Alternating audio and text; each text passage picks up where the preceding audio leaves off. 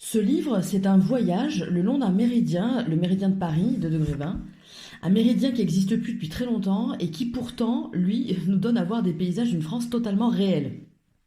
Jean-Michel Lénini, c'est le photographe, il a suivi à vélo cette ligne imaginaire qui va de Dunkerque jusqu'aux Pyrénées.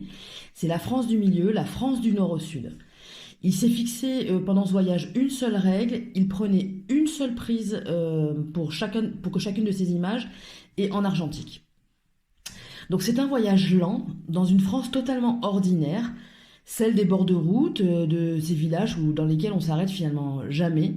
Un rythme totalement lent, et ce rythme il est propice à la rencontre et il permet au lecteur de découvrir, voire de redécouvrir les paysages les plus banals.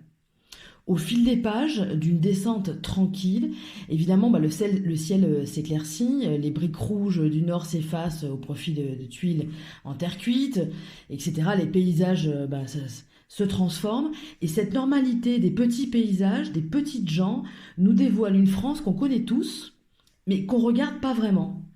Il n'y a aucune surprise dans les images, et pourtant, on est étonné à chaque page. C'est une France désuète, et pourtant, elle nous paraît mais totalement actuelle. Il y a de la quiétude, mais aussi de l'anxiété. Une anxiété qui accompagne la peur d'un monde qui semble un peu nous échapper. Cette ambivalence, elle est accentuée par la présence d'un feuillet central au milieu du livre, où est réuni le journal de bord du photographe. Il y décrit les multiples rencontres qu'il a faites, ses ressentis, le contexte de ses haltes, des pique-niques, etc., etc. Et en regard de chaque étape, il associe une actualité mondiale, mais à la manière d'une dépêche AFP. Donc 11 août 2011, DSK, le verdict.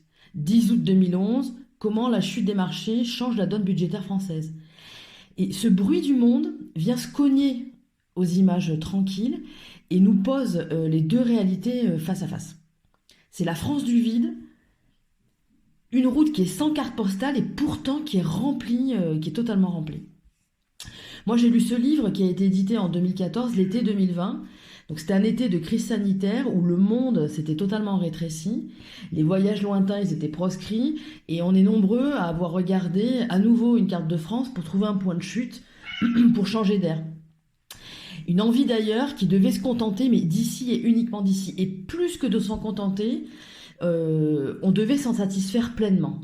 Et pourquoi pas finalement? Si on regardait mieux ce qu'on croit parfaitement connaître. Si on prenait le temps. Voilà. Ce livre, il est édité aux éditions 2 juillet.